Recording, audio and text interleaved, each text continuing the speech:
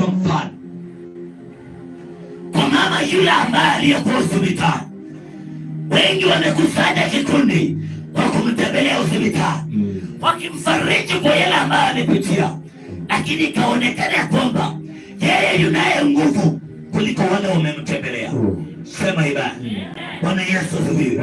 Maana wale waliomtembelea wana machozi, wanalia, lakini yeye anacheka. Alitambua ndani ya moyo, Baba ameniandalia watoto bali sio mtoto. Sema ibada. Baba ameniandalia watoto bali sio mtoto. Bwana Yesu asifiwe. Napenda sana yule aliyepoteza kazi ya shilingi 10,000. Usitoe machozi, bali Baba ameandaa kazi.